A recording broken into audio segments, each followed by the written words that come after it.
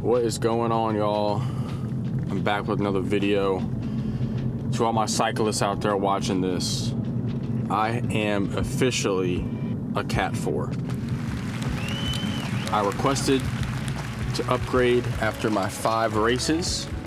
I did 3 in Texas, and then 2. Well, I've done.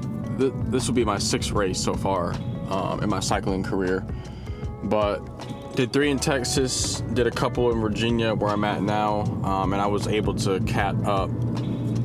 And I'm going to walk you through some of the things I have learned as a category 4 cyclist, shooting to become a cat 1. So recently I did what's called the Tour of Newport News, which is the biggest race in the Hampton Roads 757 area. A lot of people come from all over the states. I met a few guys from Maryland, Pennsylvania, just North Carolina, everywhere. Richmond, a lot of really cool guys, and had a lot of fun, but didn't do as well as I thought I would. Got pulled on a lot of different races that we had within the tour. It was an omnium, so it was a points race on Friday last week. Saturday had a time trial in the morning. Saturday afternoon, downtown Newport News crit, and then a Sunday circuit race. So it was a jam-packed weekend, probably the most stress I've ever put on my body, ever. Having to wake up at 5 o'clock in the morning every day and go and race. I mean, that's what I was doing for, 3 days straight. So, but it was fun, learned a lot, and that's what I want to talk about today. So, first thing that I learned, which I think is an invaluable lesson, shout out to my coach who kind of talked me off a ledge and helped me realize this, is it is not my job to pull a pace line the longest. It is not my job. Now, it is my job to contribute, so people aren't like, oh, like, who's this guy not doing any work? Because I'm not one of those cyclists that is afraid to do work. But I did a lot of hero pulls during the Tour of Newport News, and that messed me up in a sense where, for example, on Sunday, praying for my boy Thomas Caddy. He's a very strong rider on Team Hampton Roads, and I would say probably a minute into the Sunday circuit race, there was a freak accident. It was probably like 8 to 10 dudes got piled up. I got locked up behind it, and something in my soul was telling me to, turn around and check multiple times, as, obviously the guys that were in front of the crash, they kept going, but I was behind it, had to dodge and, do all that stuff with avoiding running over people. And I looked back 3 or 4 times, and that obviously created a pretty huge gap for myself. And there were a few fellows that were trying to close that gap. And, obviously we got in a pace line. Hey, I'm friendly. Let's work together, blah, blah, blah. And I was doing hero pulls, more than I could contribute. And I ended up hurting the pace line because we went from 4 dudes to 3 because I got dropped because I was doing too much, trying to be that guy that was like, oh, I closed the gap. Not that I was trying to make that like a ego stroke for myself, but like I was actually trying to contribute to the cyclists that were trying to get back in the main peloton after the crash. So yeah, I was doing hero pulls, and that is invaluable because, thinking about even group rides, like if I go on a group ride that I'm not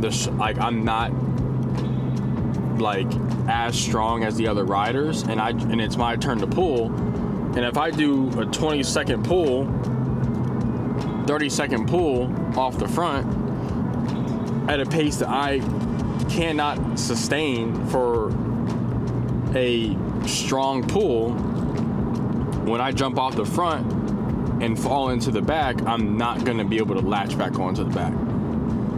So my coach, shout out to Liam Flanagan,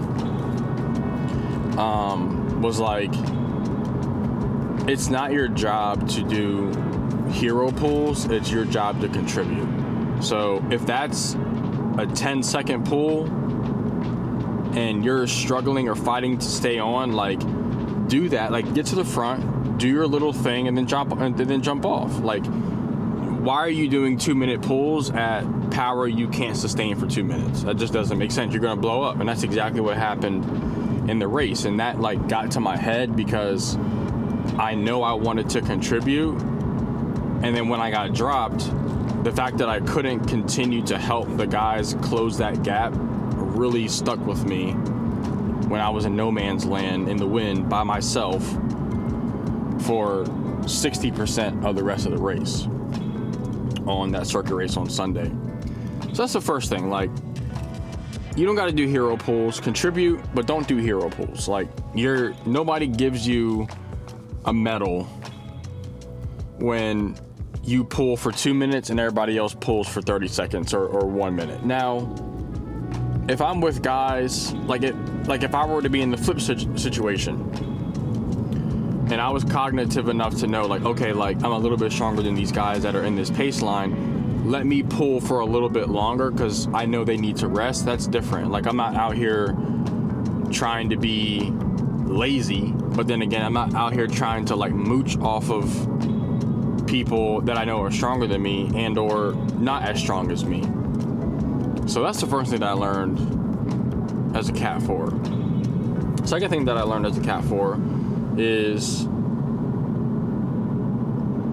and my coach again talked me off a ledge after this race. I really was bummed down. He said,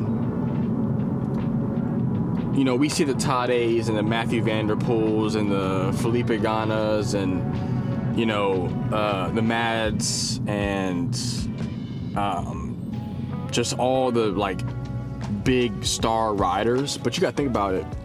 Like, the race that was just on Sunday, I think it was, Paris-Roubaix. There's like 150 to 180 riders in that group itself. And we fixate on the top riders and we forget that there are other really, really, really, really strong riders that don't even get the chance to place. Maybe they were unlucky, maybe something happened, you know, luck just wasn't on their side, maybe they got stuck behind a crash, etc. There's really strong riders in that pack that work just as hard, put in the work, they're consistent, they do crazy power numbers. Not that that's like the identity of the cycling, but they do crazy numbers and they don't get top 10. And I had to realize that catting up, not that I was like a number one star in Cat 5s. Like, I have to work to be competitive in the Cat 4 now. Like, I'm at the bottom of Cat 4s. I just got into this category, and there are gonna be dudes stronger than me forever in this cycling journey. Like, when I go to Cat 3, whenever that happens, I'm going to be at the bottom of the Cat 3s. Like, there's going to be dudes that were Cat 3 for 2, 3, 4, 5 years, however long, 1 year, 6 months, whatever. And they're just going to be naturally stronger than me. And there's going to be a gap in fitness that is closable with hard work that I have to remember. Otherwise, like, I'm always going to be in the mindset of, like, oh, I suck, I'm not fast enough, I'm not good enough, these guys are stronger than me, etc. So I had to learn that, like, especially during Tour of Newport News, where I want to compete, I want to be a threat, I want to make guys hurt, because that's just the nature of the sport. But I'm not at that place right now, as I just leveled up and started this journey as a cat 4. I have to give myself some grace and give myself some patience, because I can't just jump in and be the strongest right away. It's just not realistic, you know? So if you're battling that and you're racing or you're competing or you're just training and you're upset, you're getting dropped all the time, because that was me, still me, you know, just be too stubborn to quit. Like, do not quit. The fitness will come if you stay consistent. Like, it's almost inevitable. So that's the second thing. Like, be too stubborn to quit. Even if you're getting dropped, even if you're getting like spat out the back, you know, you can't hold your lines because you're not strong enough to keep up with the peloton. Like, that's something that I learned as well, which I think is very helpful. The third thing that I learned is, as a cat 4, things start to get a little bit more technical. Like, you've got guys that are really strong, and it's not about how fast you can go anymore. It's about how efficient you can be with your speed. So, like, on Saturday in Tora Newport News, we had a downtown Newport News crit, and it was a very technical course. I'll put it in the corner somewhere or something. It was a figure 8, and if you were not smart with your power, you were burning matches out of every turn. And I realized that, like, especially myself, you know, you get a power meter and you start training and, like, you want to do these crazy numbers. But again, like coach said, sometimes, like, the people who win the race, 1, aren't the strongest, or 2, did not do the craziest power numbers. And that is said because they are highly efficient with their cornering, with their turns. Like, oh, that's an accident. With their turns, like, with their intention behind when and where they use their power. And that stuck with me, because as I was entering these turns in the beginning of the Saturday race, I was whacking them. I was whacking power out of the turns, doing 500, 600 watts to keep up. But because I was braking into the turns, you know, so I felt like, you know, just the instinct that, oh, I'm about to crash, I'm going too fast, you know, and then having to go crazy out of the turn to keep up.